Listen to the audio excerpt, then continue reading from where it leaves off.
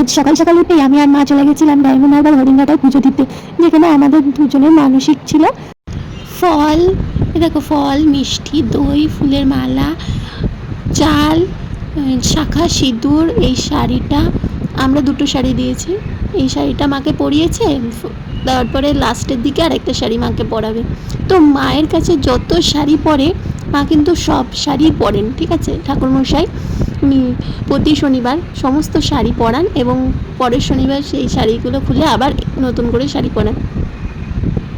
তো পরপর মায়ের শাড়ি পরানো চলছে আর আমি এখানে বসে বসে দেখছি সবাই কত ফলের ডালা দিয়েছে, কত পুজো পড়েছে। তো আরও পুজো আসছে নিয়ে সবাই একে একে, আমরা অনেক সকাল সকাল চলে গেছিলাম, প্রায় 9:30 মতন বাজে তখন আমি মায়ের কাছে চলে গেছিলাম। আমি কলকাতা থেকে, মানে আমার বাপের বাড়ি থেকে, বরানগর থেকে চলে গেছিলাম সোজা ডায়মন্ড হারবার। আর এই দেখো, এই যে শাড়িটা মা পরছেন এখন, এই শাড়িটাও কিন্তু আমরাই দিয়েছি। তো এই শাড়িটা ভালো করে ঠাকুরমশাই এখন পরিয়ে দিচ্ছেন। পুজো শুরু হয়েছিল কিন্তু ঠিক 12:30টার সময়, 12:30টার সময় ঠিক পুজো শুরু হওয়ার পরে তারপরে সব আস্তে আস্তে হচ্ছিলো।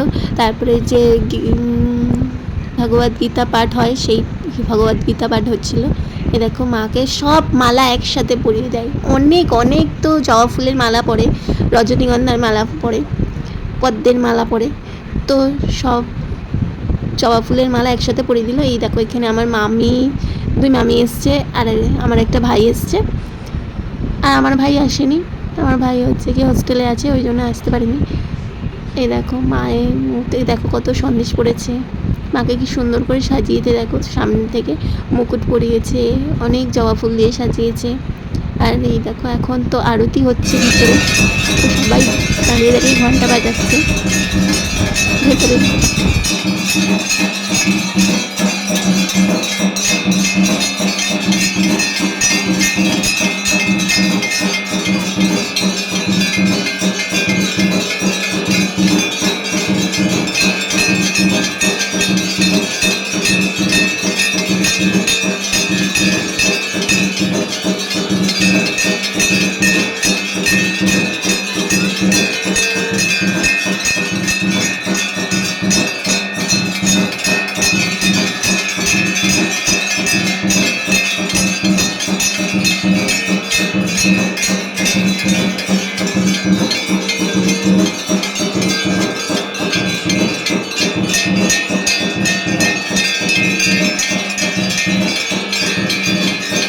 প্রচুর প্রচুর ঘন্টা মন্দিরের চারিদিকে লাগানো। আর এখন দেখো বাতাসা হরিলুট দিচ্ছে আর সবাই আঁচল পেতে বসে পড়েছে বাতাসা কুড়ানোর জন্য।